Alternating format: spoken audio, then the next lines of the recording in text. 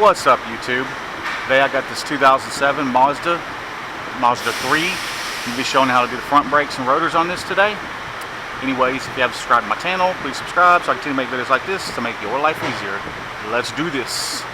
Now the first thing you want to do is make sure you leave your steering wheel unlocked in the accessory position. Just the first click. You don't have to go all the way to where everything lights up, because you'll kill your battery. Then you want to turn your wheel all the way out. Now you're going to grab a little flathead screwdriver, work the spring out right here. Alright, now you can take your fingers here, get those dust boots out. Looks like I've already pulled one out, my bad. There's two of them, you got to take both of them out. Now we're going to take these 7mm Allen heads out, but I'm going to show y'all if you don't have any Allen heads, you don't have to go buy anything. If you have Torx bits, you can use a T45 on this too. And I'm going to use it just to show you it works. It's just basically like a 12-point socket in the Allen head form.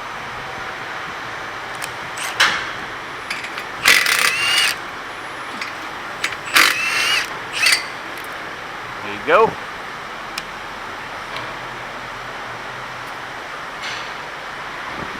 Now take your little flathead screwdriver and just push those slides all the way back.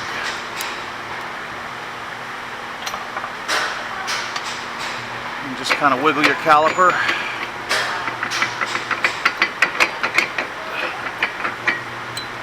Maybe twist a little bit and flex it.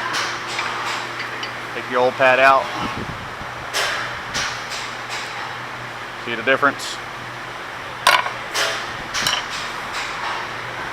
And it's pulsating real bad when you hit the brakes, so that's why we're changing the rotors.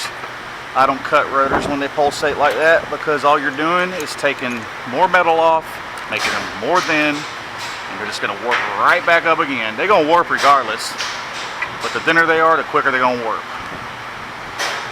I just sold the guy new rotors. They're cheap. These rotors for this car probably cost like 30-40 bucks a piece, and they're going to last a lot longer than cutting them.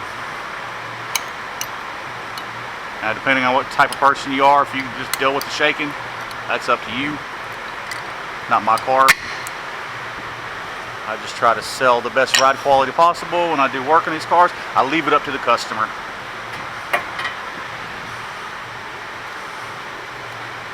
Alright, now, those are 17mm bolts on the bracket that take off.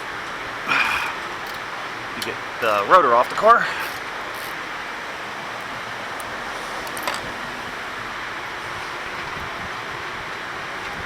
I don't have a 17 near me, so I'm just going to take them out with my fingers. Like old school days back when I first started doing this and I didn't have the money to buy all these fancy tools. Still don't have the money now, but the faster you work, the more production, the more money. It's a no-brainer. Kind of lean that to the side there. Oh, I got a mess to clean up before I go home today. It's been a crazy busy day. We're running a little epic sale, $100 off every $500 you spend, so people are taking advantage of it.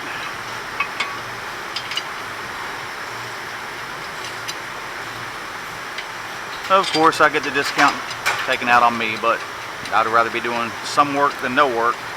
But people out there got a lot worse than me. I can't complain.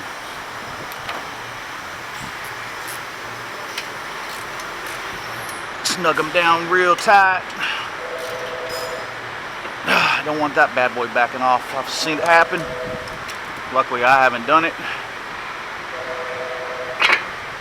It'll flip out and it'll smack the wheel and crack the wheel, cause the wheel to lock up, and cause a lot of crazy issues, safety issues, all over one little bolt. It only takes one of those bolts to come out for that thing to flick up.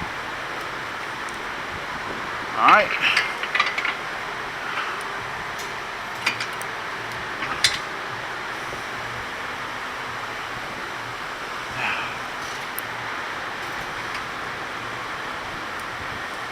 I know I'll always be stressing to start these bolts by hand, and I'm good enough to just run them down.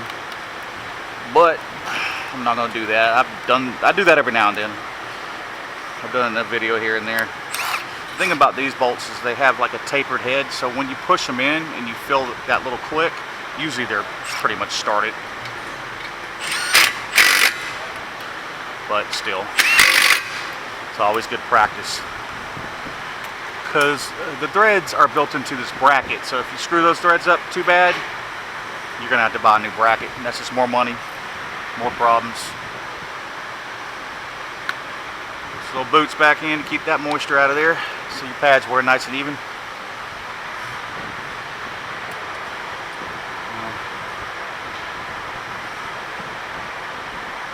Push that bottom one in. I push that one in just a little bit. Push it back. And if you can't get it in with your fingers, just take something with a nice little end, tap it in until you see it seat. Make sure your little dust covers push back. Sometimes they get bent. And they'll scrub the rotor when you take a test drive. You're like, what the hell is that screaming noise?